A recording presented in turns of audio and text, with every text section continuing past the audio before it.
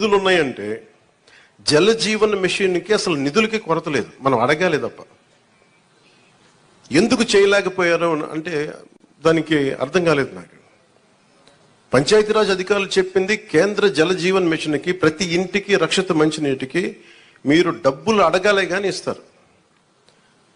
ఒకసారి కొన్ని పథకాలేమో కేంద్రం ఇచ్చేది 70% ఉంటుంది, 90% ఉంటుంది. దీనికైతే చాలా మ్యాక్సిమం ఉంది. దీనికి నాకు ఎగ్జాక్ట్ ఫిగర్ గుర్తులేదు, 90 70 అని.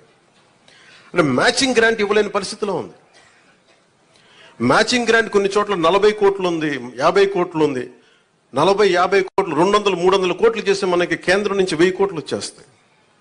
అంత మ్యాచింగ్ గ్రాంట్ కూడా ఇవ్వలేని పరిస్థితిలో మ్యాచింగ్ గ్రాంట్ ఇవ్వలేకపోయారు, కానీ ఋషికొండలో ఇల్లు కట్టుకున్నారు. వీళ్ళు బూడిదలో పోసిన పన్నీరు, అది బాధేస్తుంది.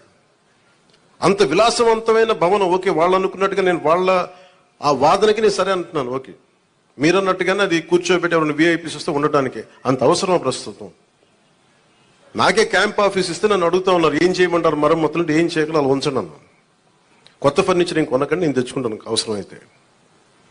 అలాగే మన సెక్రటేరియట్ నుంచి స్టాఫ్ వచ్చారు, మీకు ఈ మధ్యన అసెంబ్లీకి వచ్చారు కదా, మీకు జీతం ఈ 3-4 రోజులు కలిపి మీకు 35,000 వస్తుంది మీకు అని సంతకాలు పెట్టే మనస్కరించాలి.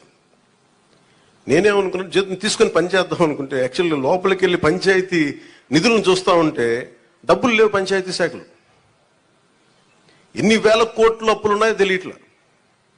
ఒక్కొక్క హెడ్ తవ్వే కొద్దీ, అంటే ఒక్కొక్క దానికి ఏ హెడ్ కింద ఎంత ఖర్చు అవసరం అని తవ్వే కొద్దీ అసలు అనంతంగా లోపలికి వెళ్తానే ఉంది. మాకు ఒకటే అనిపించింది, ఇవన్నీ కరెక్ట్ చేయాలి. ఇవన్నీ ఇంత అప్పుల్లో మనకి పంచాయతీరాజ్ శాఖ ఉన్నప్పుడు నాలంటూ డబ్బులు తీసుకోవడం చాలా తప్పు అనిపించింది.